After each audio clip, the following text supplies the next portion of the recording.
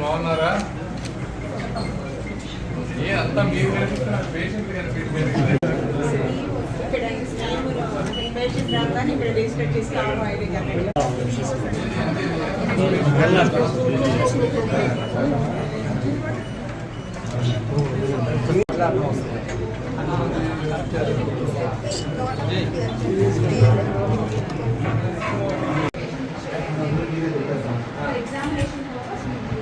కూర్చుంటారా?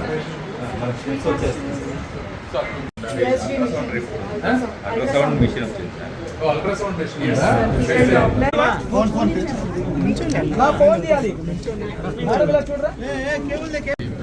Out patients అలా చూడటం, కంజెస్టెడ్ అవటం చాలా ఇబ్బంది అవుతుంది. ఎందుకు ఇబ్బంది అవుతుంది? ఇంతమంది ఎందుకు అందరూ జీజీహెచ్కి వస్తున్నారు? మన దగ్గర ఈ primary urban primary health centres ఉన్నప్పుడు కూడా ఎందుకు ఇది జరుగుతుందని చెప్పి ఒకసారి విజిట్ చేద్దామని వచ్చాము. వచ్చినప్పుడు డెఫినెట్గా చూస్తే చాలా బాగుంది. యాక్చువల్గా చాలా క్లీన్గా ఉంది, నీట్గా ఉంది. ఇక్కడ అన్ని బేసిక్ ల్యాబ్స్ అన్నీ ఉన్నాయి. ఇక్కడ లేనిది ఓన్లీ ఏంటంటే ఒక ఎక్స్రే లేదు, ఈసీజీ ఉన్నాయి, బ్లడ్ టెస్టులు కానీ, కిడ్నీ టెస్టులు కానీ, లివర్ టెస్టులు కానీ, ఆఖరికి అల్ట్రాసౌండ్ కూడా ఉంది ఇక్కడ. సో ఒకటి. రెండోది, ఇక్కడ అన్ని రకాల వ్యాక్సినేషన్స్ అన్నీ జరుగుతూ ఉన్నాయి అందరికి కావాల్సినవన్నీ.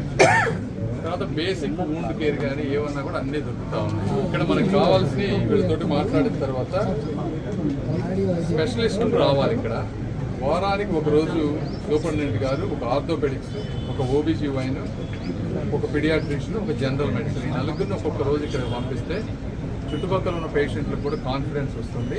రెండోది, ఇక్కడ డిజిటల్ ఎక్స్రే మిషన్ ఒకటి ఏ విధంగా తీసుకురావాలి. ఈ ఒక్క అర్బన్ సెంటర్లో కాదు, అన్ని అర్బన్ సెంటర్లో ఎక్స్రే మిషన్స్ తక్కువ ఉన్నాయి కాబట్టి వాటిని ఏ విధంగా తీసుకురావాలి. తర్వాత ఇక్కడ వర్క్ చేసే వాళ్ళందరూ కొన్ని కంప్లైంట్ చేశారు, నైట్ టైం సెక్యూరిటీ లేదు అనేది. సో దాన్ని కొంచెం సెంట్రల్ గవర్నమెంట్లో night time both security plus watchman రెండింటికి ఉపయోగపడే విధంగా ఏమైనా రిక్రూట్ చేయగలమా అని అది నేను టేకప్ చేస్తాను సెంట్రల్ గవర్నమెంట్ నుంచి. అది ఇక్కడ కాంపౌండ్ వాళ్ళు ఇంకా చిన్న చిన్న ఇష్యూస్ ఉన్నాయి. కాంట్రాక్టర్ గారి ఆల్రెడీ అలాట్ అయింది, ఇంకా స్టార్ట్ అవ్వలేదు. ఆయన 15 రోజుల్లో కంప్లీట్ చేసిస్తానని హామీ ఇచ్చారు మాకు.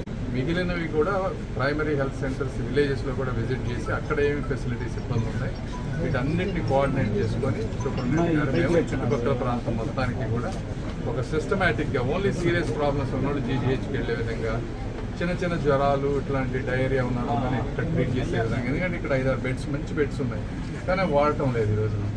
సో పబ్లిక్ కూడా ఇక్కడికి వస్తే మీకు జనరల్గా తక్కువ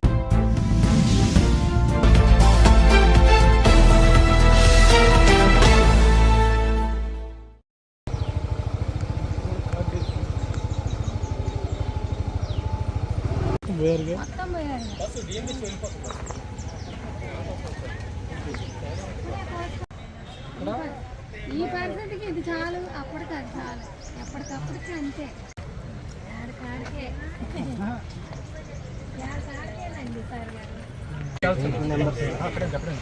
ఇన్ని వారం 7 రోజులు ఉంటారు.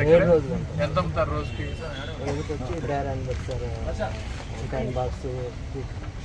డబ్బులు అయితే 10,000 8,000 రోజుకా? రోజుకి 8,000 అమ్ముతాం సార్ ఒక్కొక్క బండి. అందులో మొత్తం పోయి కూలి వచ్చేసి మొత్తం 700 800 రోజుకి 700. వాళ్ళు హోల్సేల్ తెచ్చుకోవచ్చు.